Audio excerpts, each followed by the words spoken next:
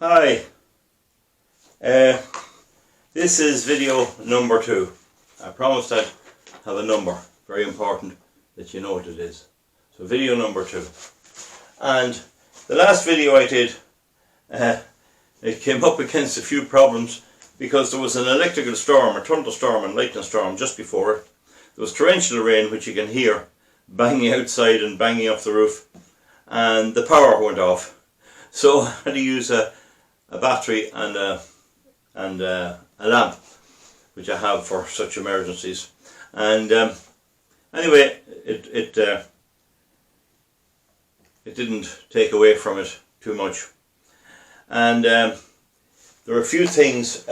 One is, I was asked about my dancers, my little Irish music dancers, and essentially it's 2 loudspeakers from Tesco's. There has to be an aluminium core in them. These are Trust is the name of these, and you can guess where they're made. 19 euros, but you put 2 little balls of aluminium foil on each one, and when you play the music they dance. So it could be something for kids or some bit of fun like that.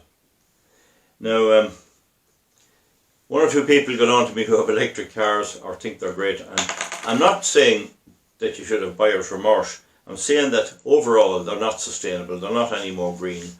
There's huge environmental issues with the battery.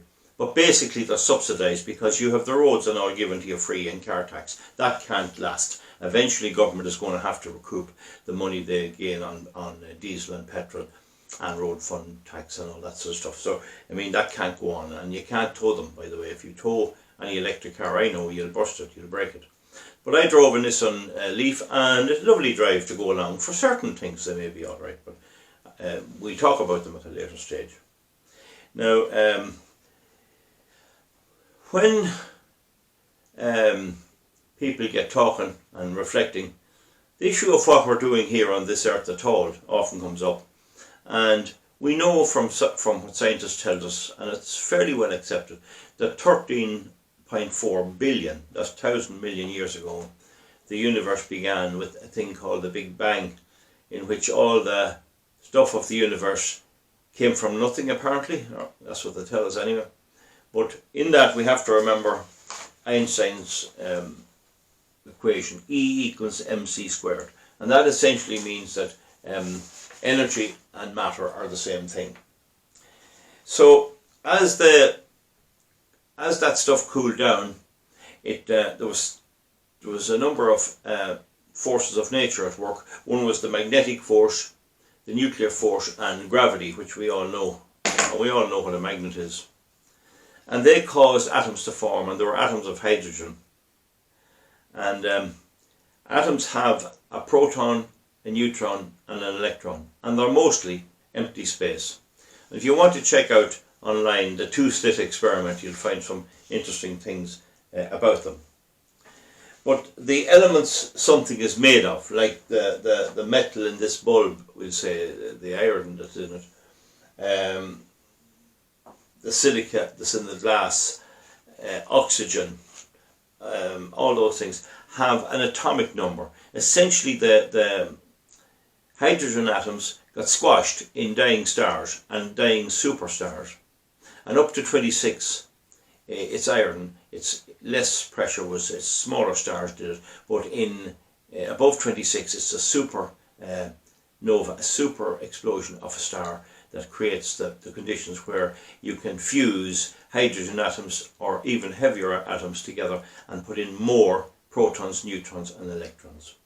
So oxygen has 8, aluminium has 13, iron has 26, lead is 82, gold is 79. And between gold and lead you have mercury and thallium. And alchemists in years gone by spent their whole lives trying to turn lead into gold, and it can't be done because you can't create the conditions on Earth that would pressurize them or heat them enough to do that.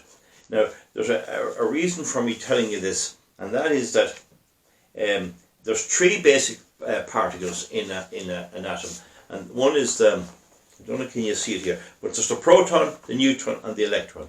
The proton has a positive charge and the electron has a negative charge, and the neutron has neutral charge. And an electron with a negative charge, an electron has a negative charge, but when it changes, it can change slightly, and that's called an ion. And if you buy distilled water for a battery of a car, you'll see deionized, and that's an attempt to stop it reacting with other atoms. And in the case of neutrons, there you can have an isotope. So while the number of atoms and the number of particles in the atom of copper or lead or steel or iron or whatever is dependent on its atomic number, only the proton is strictly to the atomic number. So you can't have anything other than 26 protons in iron. You can't have anything other than 82 in lead. You can't have anything only 79 in gold. But the electron and the neutron can alter a bit. And that's how they form the chemical bonds. And you'll get plenty of that online. But the reason I'm going into this is that it proves that nature has been counting from the beginning of time. And it's there's no in between. It's a discrete number. And there are roughly 100 elements which are stable.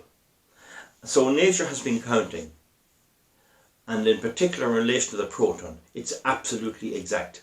That's the point about it. It's exact in relation to the proton. So, as I said again, just to repeat, if the element has 50 of an atomic number, it'll have 50 protons, and 50 only.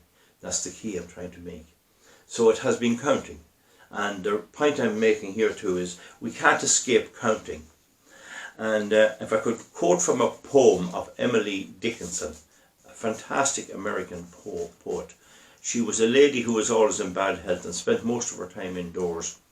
And but she's lovely poems actually. But she wrote this poem, and you know that people always try to get figures to add up to something different. They try and tell you this, that and the other. Such a thing is viable. Such a thing isn't. I'm rich when I don't have money. I'm poor when I do have money. And there's all this subjectivity and people trying to make up things and guess things and wishful thinking. But this is her poem. When first on way to fair I took, few pence in purse had I. And long I used to stand and look at things I could not buy.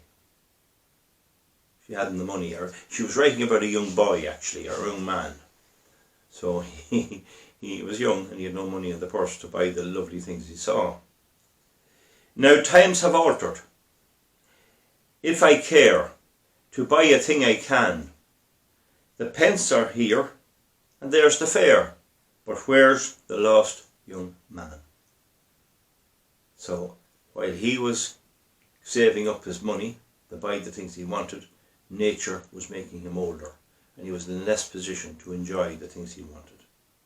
So I'll read that section again, that verse again. Now times are altered. If I care to buy a thing I can, the pence are here and there's the fare, but where's the lost young man? And then the final verse, this famous verse. I hope you may have heard it already. If you haven't, I hope you get some enjoyment out of this. To think that 2 and 2 are 4, and neither 5 nor 3.